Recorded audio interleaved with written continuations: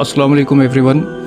आज कल का जो दौर है ये मीडिया का दौर है। So everything is exposed.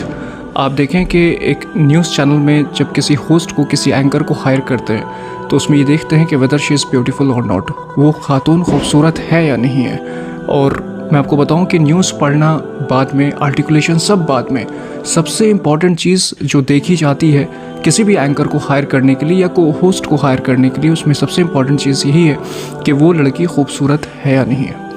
आप इससे अंदाज़ा लगाइए कि हम इस दौर में हैं जिसमें विमेंस को, औरतों को ऑब्जेक्टिफाई किया जा रहा जस्ट टू अट्रैक्ट मेन। अब ये सोचें कि ये कितना ज़्यादा है, just to gain attraction of main.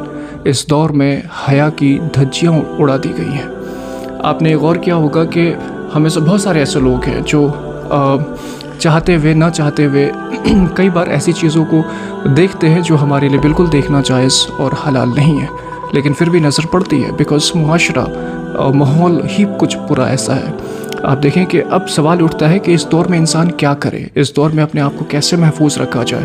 और मैं आपको बताऊं कि अल्लाह के नबी सल्लल्लाहु अलैहि वसल्लम ने ये बताया, मैं मफ़हूम बताने लगा हूँ, बताया कि मुझे अपने आने वाले लोगों में सबसे ज़्यादा किसी चीज़ का अगर डर है, खौफ है, तो वो औरत का फितना है, फितनतुन निसा है। तो अल्लाह के नबी ने पहले वार्न किया कि ये जो औरत का फितना है, विमेन का फितना है, ये बहुत बड़ा फितना है और इससे बचना it's one of the most difficult task. और आप देखें आज के दौर में कि एडल्ट्री, फॉर्निकेशन ये कितना ज़्यादा आम हो गया है। हर किसी ने एक बॉयफ्रेंड, एक गर्लफ्रेंड मेंटेन किया है और ये पूरा एक कल्चर है, लिविंग रिलेशन पूरा एक कल्चर होकर रह गया है। तो ये चीज़ बहुत ज़्यादा कॉमन होती चली जा रही है। नाउ मैं बताना चाहूँगा, let's find out some ways to tackle this problem इंशाअल्लाह ताला। क्या सोल्यूशन होनी चाहिए हमारे पास? तो देखें, अल्लाह ताला ने कुरान मजीद में ये बताया है कि ला तक़रबुज़ ज़िना, ज़िना के करीब भी मत जाओ। ये नहीं कहा कि ज़िना मत करो, ये कहा कि ज़िना के करीब भी मत जाओ। आप देखें कि बहुत सारे ऐसे सिंस हैं, बहुत सारे ऐसे गुनाह हैं जिसमें स्ट्रेट फॉरवर्ड अल्लाह ने बता दिया कि ये गुनाह नहीं करना है, चोरी नहीं करना है, मर्डर नहीं करना है, कत्ल नहीं करना है। लेकिन ज़िना के बारे में ये चीज़ बताया कि ज़िना करना तो दूर, ज़िना के करीब भी मत जाओ। अच्छा, इसको ऐसे एग्जांपल से आप समझने की कोशिश करें कि अगर एक ऐसा रूम है जिसमें काम चल रहा और कुछ इलेक्ट्रिक वायर्स जो हैं वो निकले हुए हैं और उसमें करंट्स हैं, रेड ब्लू ग्रीन ऐसे वायर है और उसमें करंट है और बाहर बच्चे खेल रहे हैं, तो आप बच्चों को क्या एडवाइस करोगे? बेटा रूम में जाना, लेकिन वो रेड वाली वायर मत छूना या वो ब्लू वाली तार मत छूना। ये आप नहीं कहेंगे, बल्कि आप ये कहेंगे कि उस रूम में कोई मुझे दिखाई नहीं दे, उस रूम में करंट है, उस रूम में वायर्स नंगी हैं, उस रूम में कोई बच्चा नहीं जाएगा। बिकॉज जब बच्चा अगर उस रूम में जाएगा तो वो अट्रैक्ट होगा रेड नीले पीले वायर से और वो उसको छुएगा and he will have the consequences.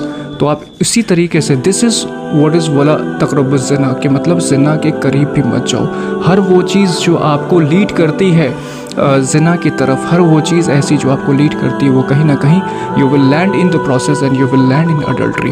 तो ये एक बहुत इंपॉर्टेंट चीज़ है। आप समझो इसको ऐसे कि ये एक सर्किल है, ये एक पूरा एक सर्किल है, यहाँ पर फॉर्निकेशन है, तो you don't have to enter in the circle as well. Circle में ही आपने नहीं जाना, बिकॉज जब आप करीब जाओगे, आप क्लोज जाओगे, तो कुछ ना कुछ ऐसी चीज़ें आपके साथ आप को ऐसे ट्रिगर्स करेंगी जो गुनाह का मुर्तकिब इंसान हो जाता है। और आप try to understand the tricks of शैतान, ये बहुत इंपॉर्टेंट है। और अब देखो कि क्या क्या वो अराउंड द सर्किल क्या है, like being alone with non महरम के साथ अकेले रहना, chatting and talking with the non महरम on WhatsApp, Instagram, Facebook, on social media. देखिए, होता ये है कि कई बार आप जैसे बहुत दीनदार हो, बहुत अच्छे हो, कोई खातून ने आपसे ये पूछा कि बताएं मेरे ये मसाइल हैं, दीनी मसाइल हैं, इसका क्या सलूशन होना चाहिए, और आपने एक सलूशन बता दिया। फिर उन्होंने कुछ पूछा और फिर कुछ पूछा और फिर उन्होंने पूछा और भाई और क्या हाल चाल है और मौसम कैसा है, और फिर जो है बातचीत का सिलसिला शुरू हो गया और फिर फीलिंग्स डेवलप होने लग गई और फिर जो है फ्रेंडशिप, क्लोजनेस एंड एवरीथिंग, सब कुछ।